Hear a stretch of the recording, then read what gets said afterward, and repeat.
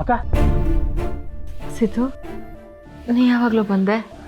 ಹೇಳ್ತೀನಿ, ಮೊದಲು ಎದ್ದೋಳು.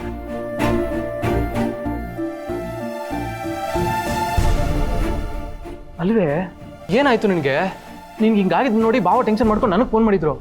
ಅಲ್ಲ, ಅಲ್ಲಿ ಜಗಳ ಆಗಿದ್ದಕ್ಕೇನಾದ್ರ ಟೆನ್ಷನ್ ಮಾಡ್ಕೊಂಡ? ಅದಕ್ಕೆಲ್ಲ ಏನೂ ಇಲ್ಲ ಸಿದ್ದು. ಫಂಕ್ಷನ್ ಮುಗಿಸ್ಕೊಂಡು ಮನೆಗೆ ಬಂದಾಗಿಂದ ಒಂಥರ ಸುಸ್ತು, ತಲೆ ಸುತ್ತು, ಆಮೇಲೆ ಏನಾಯಿತು ಅಂತಲೂ ಗೊತ್ತಾಗಲಿಲ್ಲ. ಇಷ್ಟೆಲ್ಲ ಆದಮೇಲೆ ಇಲ್ಲಿರೋದು ಬೇಡ, ನಮ್ಮ ಮನೆಗೆ ಹೋಗಮ್ಮ. ಬಾವ ಬನ್ನಿ, ಕರ್ಕೊಂಬನ್ನಿ. ಸಿದ್ದು, ನನ್ನ ಮಾತು ಕೇಳು, ಸ್ವಲ್ಪ ರೆಸ್ಟ್ ಮಾಡಿದ್ರೆ ಸರಿ ಹೋಗುತ್ತಾಯ್ತಾ?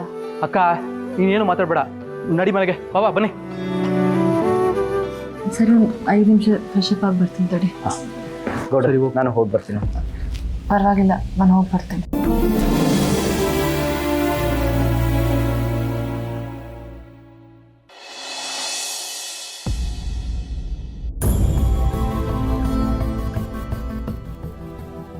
ವೀಣಾ, ನಡಿಯೇ.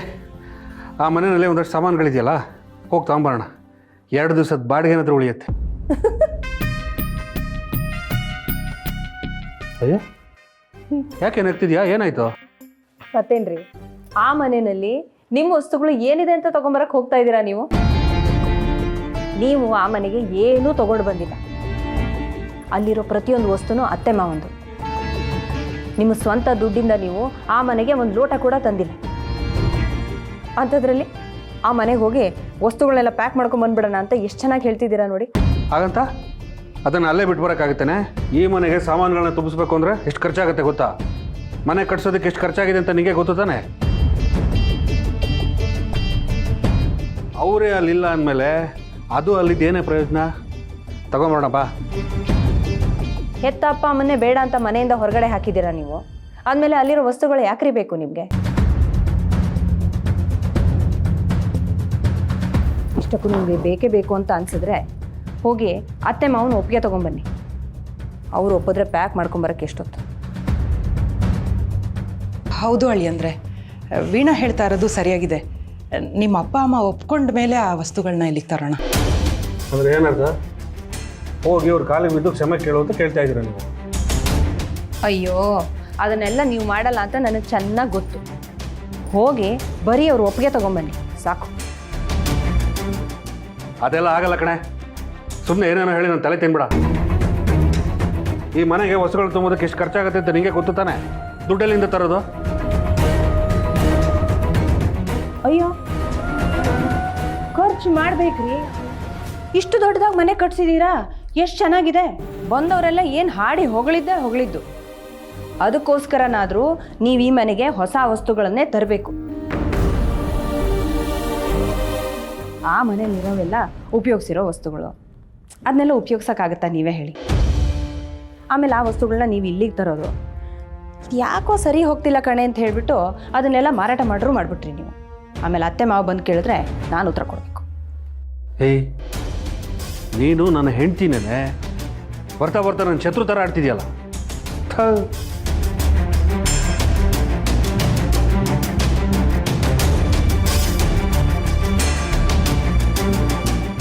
ವೀಣಾ, ಅಳಿಯಂದ್ರ ಹತ್ರ ಯಾಕೆ ಹಾಗೆ ಮಾತಾಡಿದ್ದು? ಅಯ್ಯೋ ಅಮ್ಮ, ಸರಿಯಾಗೇ ಮಾತಾಡಿದ್ದೀನಿ ನಾನು ಅವ್ರ ಹತ್ರ. ಅಪ್ಪ ಅಮ್ಮನೇ ಬೇಡ ಅಂತ ಬಿಟ್ಟವ್ರಿಗೆ ಅವ್ರ ವಸ್ತುಗಳು ಯಾಕಮ್ಮ ಬೇಕು? ಈ ರೀತಿ ನಡ್ಕೊಂಡ್ರೇನೆ ಇವ್ರಿಗೆ ಸರಿಯಾಗಿ ಬುದ್ಧಿ ಬರೋದು. ಇಲ್ಲಾಂದರೆ ತಾವು ಆಡಿದ್ದ ಆಟ ಅಂತ ಅಂದ್ಕೊಂಡ್ಬಿಡ್ತಾರೆ. ಅದು ಎಷ್ಟು ದಿವಸ ಈ ರೀತಿ ಆಟ ಆಡ್ತಾರೋ ನಾನು ನೋಡ್ತೀನಿ. ಅತ್ತೆ ಮಾವನ್ನ ಈ ಮನೆಗೆ ವಾಪಸ್ ಕರ್ಕೊಂಬರೋವರೆಗೂ ನಾನು ಸುಮ್ಮನೆ ಇರಲ್ಲ.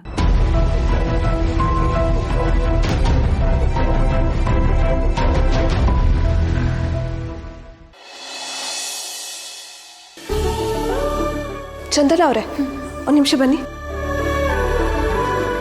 ಕೂತ್ಕೊಳ್ಳಿ. ಅಲ್ಲ, ಏನಾಯ್ತು? ಕೂತ್ಕೊಳ್ಳಿ ಒಂದು ನಿಮಿಷ. ಏನಿಲ್ಲ, ಯಾಕೋ ಬೇಜಾರಾಗ್ತಿದೆ. ಹೇಗಿದ್ರು ನೀವು ಹಾಡು ಹೇಳ್ತೀರಲ್ಲ, ನಿಮ್ಮ ಹಾಡು ಕೇಳಿ ತುಂಬ ದಿನ ಆಗಿತ್ತು. ಒಂದು ಹಾಡು ಹೇಳ್ತೀರಾ? ಅಯ್ಯೋ, ಈಗಲಾ? ಈಗಲೇ ಮತ್ತೆ ನನಗೆ ಬೇಜಾರಾಗ್ತಿರೋದು ಇವಾಗಲೇ ಅಲ್ವಾ? ಪ್ಲೀಸ್ ಚಂದನ ಅವರೇ, ಒಂದೇ ಒಂದು ಹಾಡು. ಸರಿ, ಹಾಡ್ತೀನಿ. ರೆಡಿ? 3, 2, 1 ಸ್ಟಾರ್ಟ್. ತಂಗಾಳಿಯ ಆಲಾಪವೇ ಪಿಸು ಮಾತಿನ ಶೃಂಗಾರವೇ ಆಕಾಶದಾಚೆ ನನವಿಲಾಗಿ ಕುಣಿದೆ ನನ್ನ ಹೆಜ್ಜೆಗೆ ನೀ ತಾಳವಲ್ಲವೇ ಮನದಾಳದೆ ಗುನುಗು ಸಿಹಿಯಾದ ಸ್ವರದ ನನ್ನ ಹಾಡಿನ ಶ್ರುತಿ ನೀನೆ ಅಲ್ಲವೇ ಒಲವೇ ಒಲವೇ ಒಲವೇ ನೀ ನದಿಗೆ ಕಡಲಾಗಿರುವೆ ನಲವೇ ಒಲವೇ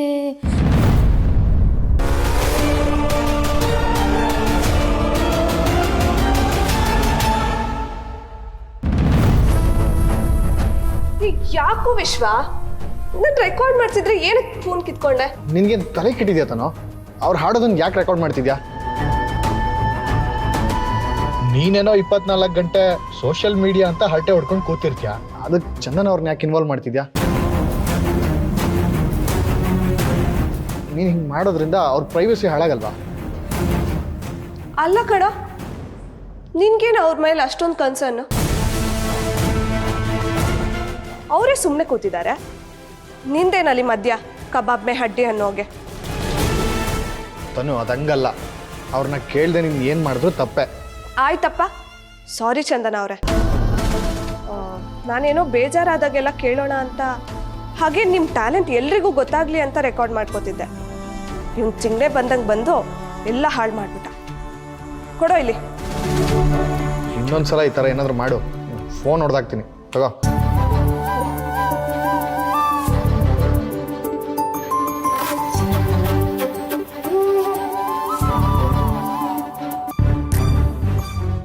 ಡೋಂಟ್ ವರಿ ಜಾನು, ಇನ್ನೊಂದ್ಸಲ ಏನಾದರೂ ಇವಳು ಹಿಂಗೆ ಮಾಡಿದ್ರೆ ನನಗೆ ಹೇಳು, ನಾನೇ ಫೋನ್ ತೊಗೊಂಡು ಡಿಲೀಟ್ ಮಾಡ್ತೀನಿ. ಒಟ್ಟಿನಲ್ಲಿ ನೀನಿಲ್ಲಿರೋ ವಿಷಯ ಜಯಂತ್ ಅವ್ರಿಗೆ ಗೊತ್ತಾಗ್ಬಾರ್ದಷ್ಟೆ.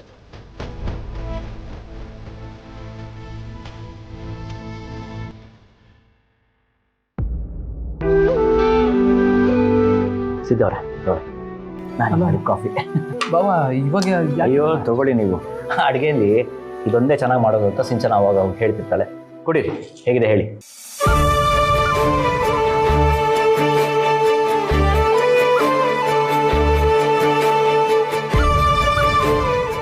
ಸಿದ್ದವ್ರೆ, ಅದು ನೀವು ಬೇಲ್ ಮೇಲೆ ಹೊರಗೆ ಬಂದಿದ್ದೀರಾ ಅಂತ ಗೊತ್ತಾಯಿತು. ಬಟ್ ನಾನು ಮಾತಾಡ್ಸೋಕ್ಕೆ ಬರೋಕ್ಕಾಗಲಿಲ್ಲ. ನೀವು ಜೈಲಲ್ಲಿದ್ದಾಗಲೂ ನಾನು ಬರಲಿಲ್ಲ. ಅದು ಸುಮಾರು ಸಲ ಬಂದು ಮಾತಾಡ್ಸ್ಕೊಂಡು ಹೋಗೋಣ ಅಂತ ಅಂದ್ಕೊಂಡೆ, ಆದರೆ ನಿಮ್ಮ ಅಕ್ಕನ ಬಗ್ಗೆ ನಿಮ್ಗೆ ಗೊತ್ತಲ್ಲ. ಇರಲಿ ಬಿಡಿ ಬಾವ, ಯಾರು ಕೈ ಬಿಟ್ಟರು ಭಾವನಾ ಮೇಡಮ್ ಅವ್ರು ಇದ್ದಾರಲ್ಲ, ಅವ್ರು ನನಗೆ ಏನಾಗೋಕ್ಕೂ ಬಿಡೋದಿಲ್ಲ. ಆಮೇಲೆ ನನಗೆ ಕಷ್ಟ ಇದ್ದಾಗಲಿಲ್ಲ ನೀವು ಸಹಾಯ ಮಾಡ್ತಾನೆ ಇದ್ದೀರ ಸಿದ್ದವ್ರೆ. ಇವತ್ತು ಅಷ್ಟೇ, ಈ ಥರ ಆದಾಗ ಯಾರಿಗೆ ಫೋನ್ ಮಾಡಬೇಕು, ಯಾರನ್ನ ವಿಚಾರಿಸ್ಬೇಕು ಅಂತ ಗೊತ್ತಾಗದೆ ನಿಮಗೆ ಫೋನ್ ಮಾಡಿದೆ, ನೀವು ಪಟ್ಟಂತ ಬಂದೇ ಬಿಟ್ರಿ. ಆದರೆ ನೀವೇ ಬೇಜಾರಲ್ಲಿದ್ದೀರಿ. ಆದರೆ ಅಕ್ಕನ ವಿಷಯ ಅಂತ ಬಂದಾಗ ಬರ್ತೀರಾ ಅನ್ನೋ ನಂಬಿಕೆ ನನಗಿತ್ತು. ಸಾರಿ, ನನ್ನ ಸ್ವಾರ್ಥಕ್ಕೆ ನಿಮ್ಮನ್ನು ಬಳಸ್ಕೊಂಡೆ ಅಂತ ಬೇಜಾರು ಮಾಡ್ಕೋಬೇಡಿ. ನನಗೆ ಯಾವ ಬೇಜಾರು ಇಲ್ಲ ಬಾವ. ಅಕ್ಕಂಗೆ ನನ್ನ ಮೇಲೆ ಕೋಪ ಇದ್ರೂ ನನಗೆ ಅವಳ ಮೇಲೆ ಯಾವ ಕೋಪನೂ ಇಲ್ಲ. ಈಗಲೂ ಅವಳಷ್ಟೇ ಪ್ರೀತಿಯಿಂದ ನೋಡ್ಕೋತೀನಿ.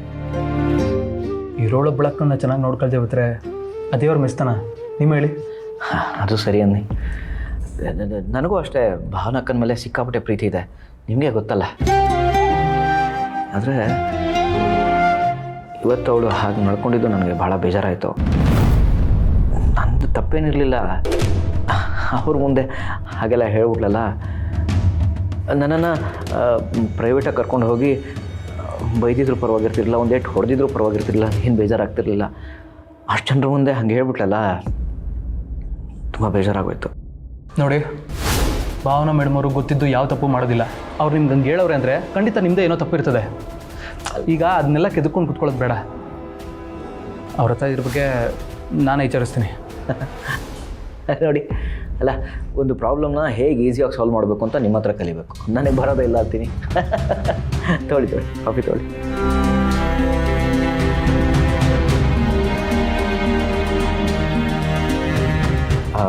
ಸಿದ್ದು ಅವರೇ, ಅಲ್ಲ ಅದು ಆಕ್ಸಿಡೆಂಟ್ ನೀವೇ ಮಾಡಿದ್ದು ಅಂತ ಒಪ್ಕೊಂಡು ಜೈಲಿಗೆ ಹೋದ್ರಲ್ಲ, ಯಾಕೆ? ಅಂದರೆ ವೆಂಕಣ್ಣನ ಬಚಾವ್ ಮಾಡಬೇಕು ಅಂತನಾ? ನಾನು ಮಾಡಿರೋ ತಪ್ಪು ನನಗೆ ಅರಿವಾಗಿ ಹೋಗಿ ಸತ್ಯ ಒಪ್ಕೊಂಬಿಟ್ಟೆ ಬಾವ. ಅದರಲ್ಲೂ ನನ್ನೇ ನಂಬ್ಕೊಂಬಂದಿರೋ ಮೇಡಮ್ ಅವ್ರಿಗೆ ಮೋಸ ಮಾಡೋಕ್ಕೆ ನನಗೆ ಇಷ್ಟ ಇರಲಿಲ್ಲ. ಅದಕ್ಕೆ ತಪ್ಪು ಒಪ್ಕೊಂಬಿಟ್ಟೆ. ಈಗ ನೀವು ಬೇಲ್ ಮೇಲೆ ಹೊರಗೆ ಬಂದಿದ್ದೀರಾ, ಭಾವನಕ್ಕಂಗೆ ತುಂಬ ಖುಷಿಯಾಗಿರುತ್ತೆ. ಡೋಂಟ್ ವರಿ, ಅವಳು ನಿಮ್ಮನ್ನು ಬಿಡುಗಡೆ ಮಾಡಿಸ್ತಾಳೆ. ಆ ಕಾನ್ಫಿಡೆನ್ಸ್ ನನಗಿದೆ. ನನಗೂ ಆ ನಂಬಿಕೆ ಅದೇ ಬಾವ. ಆದರೆ ಆ ದೇವರಾಟ ಏನಿತ್ತೋ ಅವನು ಆಡಿಸ್ದಂಗೆ ಆಡೋರು ನಾವು. ನೋಡಮ್ಮ ಮುಂದೆ ಏನದದು. ಸಿದ್ದು, ಮನೆಗೆ ಹೋಗ್ಲೇಬೇಕೇನೋ? ಹೋಗೋಣ, ಹೋಗ್ಲೇಬೇಕು. ಬಾಬಾ, ಟೈಮ್ ಆಗದೆ, ಬನ್ನಿ ಬಾಬಾ. ಬಾ ಹೋಣಮ್ಮ ಹೋಣ.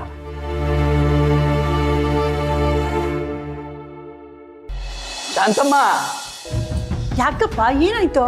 ಶಾಂತಮ್ಮ, ಶಾಂತಮ್ಮ, ಶಾಂತಮ್ಮ, ಶಾಂತಮ್ಮ. ನೋಡಿ ನೋಡಿ ನೋಡಿ ತಲೆ ಸುತ್ತು ಬಂದೋಯ್ತು. ಶಾಂತಮ್ಮ. ಪರವಾಗಿಲ್ಲಪ್ಪ. ಯಾಕಪ್ಪ ಎಷ್ಟು ಸಂತೋಷವಾಗಿದೆಯಾ? ನಿನ್ ಹೆಂಡತಿ ಎಲ್ಲಿದ್ದಾಳೆ ಅಂತ ಗೊತ್ತಾಯ್ತಾ? ಇಲ್ಲ ಶಾಂತಮ್ಮ, ಆದ್ರೆ ಅದನ್ನ ಗೊತ್ತು ಮಾಡ್ಕೊಳ್ಳೋಕೆ ಒಂದು ದಾರಿ ಅಂತೂ ಸಿಕ್ತು. ನಾನು ನಿಮ್ಗೆ ಹೇಳಿದ್ನಲ್ಲ ಶಾಂತಮ್ಮ, ಕಾಲೇಜ್ಗೆ ಹೋಗ್ಬೇಕು, ಡೀಟೇಲ್ಸ್ ತಿಳ್ಕೊಬೇಕು ಅಂತ. ಆ ಡೀಟೇಲ್ಸ್ ಎಲ್ಲ ಸಿಕ್ಬಿಡ್ತು ಶಾಂತಮ್ಮ. ಅಯ್ಯೋ, ಇದ್ರಲ್ಲಿ ಹೇಗೆ ಹುಡುಕ್ತೀಯಪ್ಪ? ಶಾಂತಮ್ಮ, ಇದು ಪೆನ್ ಡ್ರೈವ್. ಬನ್ನಿ ಹೇಳ್ತೀನಿ. ಈ ಪೆನ್ ಡ್ರೈವ್ನಲ್ಲಿ ಜಾನ್ವಿ ಫ್ರೆಂಡ್ಸ್ ಎಲ್ಲ ಡೀಟೇಲ್ಸು ಇದೆ ಶಾಂತಮ್ಮ. ಈಗ ನೋಡಿ, ಈ ಪೆನ್ ಡ್ರೈವಲ್ಲಿರೋ ಲಿಸ್ಟನ್ನು ನನಗೆ ಮೊದಲೇ ಜಾನ್ವಿರೋ ಫ್ರೆಂಡ್ಸ್ ಗೊತ್ತಿದ್ದಾರಲ್ಲ, ಆ ಲಿಸ್ಟನ್ನು ಕಂಪೇರ್ ಮಾಡಿ ಅವ್ರ ಹಳೆ ಫ್ರೆಂಡ್ಸ್ನ ಎಲಿಮಿನೇಟ್ ಮಾಡಿಬಿಟ್ವಿ ಅಂತ ಇಟ್ಕೊಳ್ಳಿ. ಹಾಗಿದ್ಮೇಲೆ ಇನ್ನು ಉಳಿಯೋದು ನೋಡಿ ಇಷ್ಟು ಜನ ಮಾತ್ರ. ಈಗ ಇಷ್ಟು ಜನರ ಅಡ್ರೆಸ್ ಹುಡುಕಿ ಅದನ್ನು ಫಾಲೋ ಅಪ್ ಮಾಡಿಬಿಟ್ರೆ ಮುಗಿದೋಯ್ತು. ಗೂಬೆ ಸಿಗ್ತಾನೆ. ಹಾಗಿದ್ಮೇಲೆ ನನ್ನ ಚಿನ್ನ ಮರಿನೂ ಸಿಗ್ತಾರೆ ಶಾಂತಮ್ಮ. ಅಲ್ಲ ಜಯಂತ್, ಇಷ್ಟು ಜನರಲ್ಲಿ ಆ ಗೂಬೆ ಅನ್ನೋನ್ನ ಹೇಗೆ ಹುಡುಕ್ತೀಯಾ? ಶಾಂತಮ್ಮ, ಇಷ್ಟು ಜನರಲ್ಲಿ ನಾನೇ ಗೂಬೆನ ಹುಡುಕ್ಬೇಕಾಗಿಲ್ಲ. ಇಷ್ಟೂ ಜನದಲ್ಲಿ ಯಾರಾದರೂ ಒಬ್ರಿಗಾದ್ರೂ ಗೂಬೆ ಯಾರು ಅಂತ ಗೊತ್ತಿರುತ್ತೆ. ಆ ವ್ಯಕ್ತಿ ಸಿಕ್ಕರೆ ಸಾಕು, ಗೂಬೆ ಸಿಗ್ತಾನೆ. ಆ ಸಮಯ ಬಂದಾಯ್ತು. ನನ್ನ ಚಿನ್ನ ಮರಿನೂ ನನ್ನ ಕೈ ಸೇರೋ ಸಮಯ ಬಂದಾಯ್ತು ಅನಿಸ್ತಾ ಇದೆ.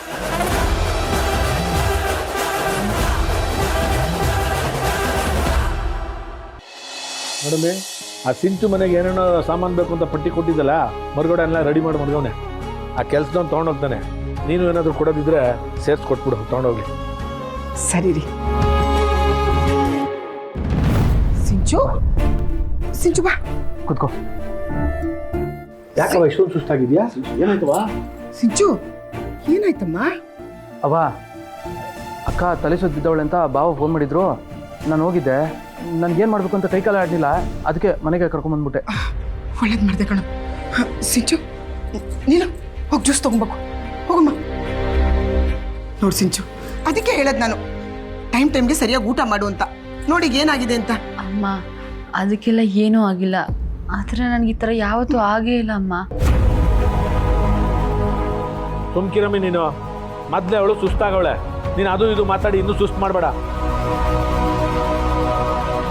ನೀಲು, ಬೇಗ ಬಾ.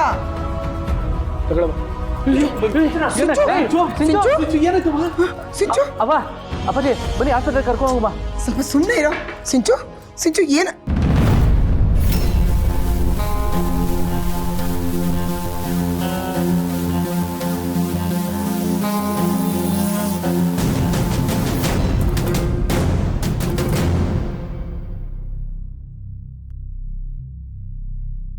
ಸಿಂಚು,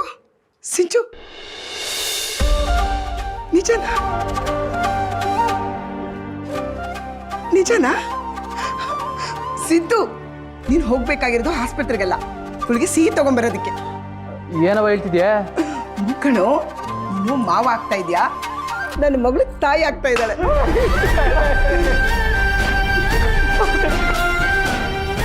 ಥ್ಯಾಂಕ್ ಯು. ಬೋಕು ಸೇತದೆ ಬಾವ. ಶುಭಾಶಯಗಳು.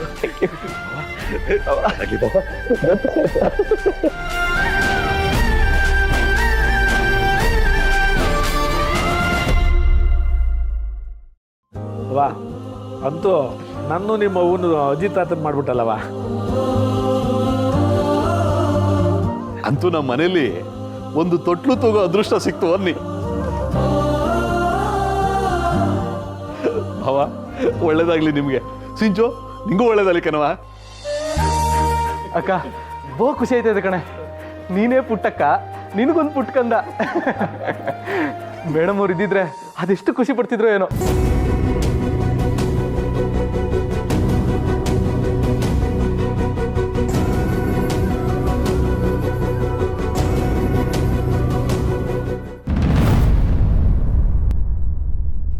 ಏನು ಅಳಿ ಅಂದರೆ ಅಪ್ಪ ಆಗ್ತಾ ಇದ್ದೀನಿ ಅಂತ ಬಹು ಖುಷಿಯಾಗಿರಂಗದೆ.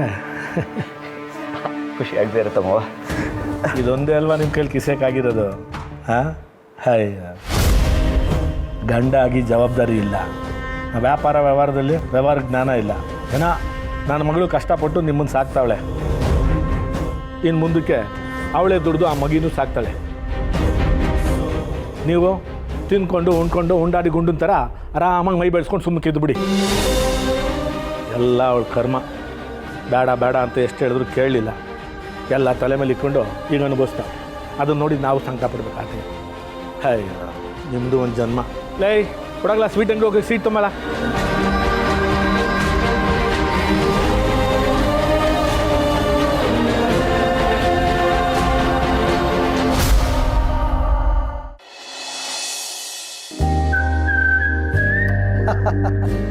ಖಂಡಿತ ಮನ್ಪುಗ ಎಂಕ್ಲು ಕೈ ಪಾಡಿ ಬೊಕ್ಕ ಬೇಲೆ ಆವಡೆ ಅತ್ತ. ಓಕೆ ಓಕೆ ದೀಪೆ. ರವಿ, ಆಫೀಸ್ ಕೆಲಸ ಎಲ್ಲ ಹೇಗೆ ನಡೀತಿದೆ? ಚೆನ್ನಾಗಿ ನಡೀತಿದೆ, ಇನ್ನೇನು ಟೆನ್ಷನ್ ತಗೋಬೇಡ, ನಾನು ಇದೀನಲ್ವಾ. ಹಾಂ, ಅಂದಹಾಗೆ ಏನಾದರೂ ಎಮರ್ಜೆನ್ಸಿ ಇದ್ದರೆ ಹೇಳು, ನಾನೊಂದ್ಸಲ ಆಫೀಸ್ ವಿಸಿಟ್ ಮಾಡ್ತೀನಿ. ಆ ಥರ ಏನಿಲ್ಲ, ಇದ್ದರೆ ಡೆಫಿನೆಟಾಗಿ ಹೇಳ್ತೀನಿ. ಖುಷಿ ಪುಟ್ಟ, ಆಯ್ತಾ ಬರ್ತಿದ್ದು? ಒಂದು ಸ್ವಲ್ಪ ಹೊತ್ತು ಆಟ ಆಡ್ಕೊಳ್ಳೋಣ ಬಾ, ಎತ್ತಿಟ್ಟು.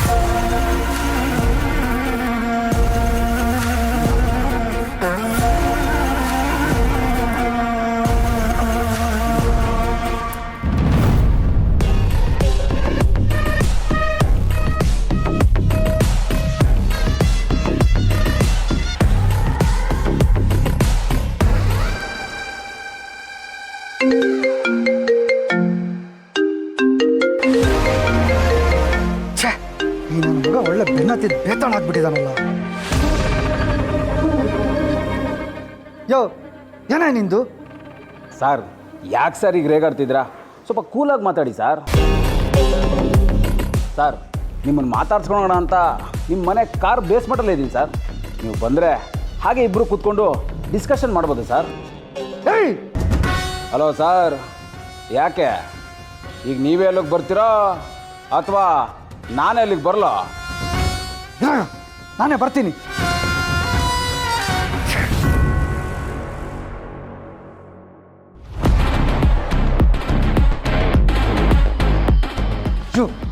ಏನೇ ನಿಂದು? ಏನು ಸರ್, ಬರ್ತಾ ಬರ್ತಾ ರೆಸ್ಪೆಕ್ಟ್ ಕಡಿಮೆ ಆಗ್ತಾ ಇದೆ. ರೆಸ್ಪೆಕ್ಟು ಮೊದಲು ಬಂದಿದ್ದ ವಿಷಯ ಹೇಳಯ್ಯ. ಏನಿಲ್ಲ ಸರ್, ಸ್ವಲ್ಪ ದುಡ್ಡು ಬೇಕಿತ್ತು, ಅದಕ್ಕೆ ನಿಮ್ಮನ್ನು ನೋಡ್ಕೊಂಡು ಹೋಗೋಣ ಅಂತ ಬಂದೆ. ಮತ್ತೆ ದುಡ್ಡು ಕೇಳ್ತಿದ್ಯಾ? ಮೊನ್ನೆ ತಾನೇ ಮನೆ ಕಟ್ತಿದ್ದೀನಿ, ಮಗಳನ್ನ ಓದಿಸ್ಬೇಕಂತ 10 ಲಕ್ಷ ತೊಗೊಳೋದೆ, ಮತ್ತೆ ದುಡ್ಡು ಕೇಳ್ತಿದ್ಯಾ? ಏನು ಅಂದ್ಕೊಂಡಿದ್ಯಾ ನೀನು? ಏನು ಮಾಡೋದು ಸರ್, ಮಿಡ್ಲ್ ಕ್ಲಾಸ್ ಫ್ಯಾಮಿಲಿ, ಚಾಪೆ ಚಿಕ್ಕದಾಗಿದ್ರು ಕಾಲು ದೊಡ್ಡದಾಗಿರಲ್ವ ಸರ್, ಅಡ್ಜಸ್ಟ್ ಮಾಡ್ಕೋಬೇಕು ಸರ್. ನೀವು ಕೊಟ್ಟಿದ್ದ ದುಡ್ಡು ನನ್ನ ಮಗಳು ಫೀಸ್ಗೆ ಸರಿಯಾಗೋಯ್ತು ಸರ್. ಇನ್ನು ನನ್ನ ಹೆಂಡತಿ ಬಿಡ್ತಾಳ, ಒಂದು ಕಾರ್ ಬೇಕು ಅಂತ ಡಿಮ್ಯಾಂಡ್ ಮಾಡ್ತಿದ್ದಾಳೆ. ನನ್ನ ಹೆಂಡತಿ ಕಾರ್ ಕೊಡಿಸ್ಬೇಕು ಸರ್. ಜೋ, ನಿನ್ನ ಹೆಂಡತಿ ಕಾರ್ ಕೇಳಿದ್ರೆ ನಾನು ಯಾಕೆ ದುಡ್ಡು ಕೊಡಬೇಕು? ಏನು ಸರ್ ಹಿಂಗೆ ಅಂದ್ಬಿಟ್ರೆ, ನೀವು ನನಗೊಂದಷ್ಟು ದುಡ್ಡನ್ನ ಎತ್ತಿ ಹಿಂಗೆ ಕೊಟ್ಬಿಡಿ, ನಾನು ಸೀದಾ ಒಂದು ಒಳ್ಳೆ ಕಾರ್ ಶೋರೂಮ್ಗೆ ಹೋಗಿ ಒಂದು ಒಳ್ಳೆ ಕಾರ್ ತಗೊಂಡು ನಾನು ಹೆಂಡತಿ ಕೊಟ್ಬಿಡ್ತೀನಿ. ನೀವು ನನಗೇನಾದ್ರು ದುಡ್ಡು ಕೊಡಲಿಲ್ಲ ಅಂತ ಅಂದ್ಕೊಳ್ಳಿ, ಆ ಕಾರು ಲಾರಿ ಈ ಆಕ್ಸಿಡೆಂಟ್ ವಿಷಯನ ಸೀದಾ ನಮ್ಮ ಹೆಂಡತಿ ಹತ್ರ ಹೋಗಿ ಎಲ್ಲ ಹೇಳ್ಬಿಡ್ತೀನಿ ಸರ್. ನೋಡೋ, ನಿಂದು ಯಾಕೋ ಜಾಸ್ತಿ ಆಯಿತು. ಇದೆಲ್ಲ ಸರಿ ಇರಲ್ಲ. ಇವಾಗಲೇ ಹೇಳ್ತಾ ಇದ್ದೀನಿ, ಸುಮ್ಮನೆ ಹೊರಟೋಗು. ಹೊರಟೋಗ್ತೀನಿ ಸರ್. ನಿಮ್ಮ ಮಾತಿಗೆ ನಾನು ಅಷ್ಟೊಂದು ಬೆಲೆ ಕೊಡ್ತೀನಿ ಸರ್. ಈಗ ಸೀದಾ ಒಂದು 20 ಹೆಜ್ಜೆ ಇಟ್ಟರೆ ಸೀದಾ ನಿಮ್ಮ ಹೆಂಡತಿ ಹತ್ರ ಇರ್ತೀನಿ. ಹೋಗಿ ಎಲ್ಲ ವಿಷಯನೂ ಹೇಳಿ ಸೀದಾ ಮನೆಗೆ ಹೋಗ್ತೀನಿ ಸರ್. ಸರ್, ಇವಾಗ ನೀವು ಕೊಡ್ತಿರೋ ಇಲ್ವೋ ಅಂತ ನಾನು ಕೇಳಲಿಲ್ಲ ಸರ್. ಕೊಡಲೇಬೇಕು ಸರ್. ನಿಮ್ಮ ಒಳ್ಳೇದಕ್ಕೆ ಹೇಳ್ತಾ ಇದ್ದೀನಿ. ಈ ಥರ ನಾವಿಬ್ಬರು ನಿಂತ್ಕೊಂಡು ಮಾತಾಡ್ತಿರೋದನ್ನ ಏನಾದರೂ ನಿಮ್ಮ ಹೆಂಡತಿ ನೋಡಿದ್ರು ಅಂತ ಇಟ್ಕೊಳ್ಳಿ, ತೊಂದರೆ ಆಗೋದು ಯಾರಿಗೆ? ನಿಮಗೆ ಸರ್. ನೋಡಿ ಸರ್, ನಿಮ್ಮ ಮೇಲೆ ನಂಗೆ ತುಂಬ ನಂಬಿಕೆ ಇದೆ, ಗೌರವನೂ ಇದೆ. ನೆಕ್ಸ್ಟ್ ದುಡ್ಡು ಅರೇಂಜ್ ಆದಮೇಲೆ ನನಗೊಂದು ಫೋನ್ ಮಾಡಿ ಸರ್. ಕಣ್ಣಿಗೆ ಎಣ್ಣೆ ಬಿಟ್ಕೊಂಡು ಕಾಯ್ತಾ ಇರ್ತೀನಿ ಸರ್. ಪಟ್ ಅಂತ ನಿಮ್ಮ ಕಣ್ಣು ಮುಂದೆ ಇರ್ತೀನಿ ಸರ್. ಬರಲಾ ಸರ್? ಸರ್, ಹಾಗೆ ಇನ್ನೊಂದು, ದುಡ್ಡು ಅರೇಂಜ್ ಆಗಲಿಲ್ಲ ಅಂದರೆ ಗೊತ್ತಲ್ವಾ? ಬರ್ತೀನಿ ಸರ್.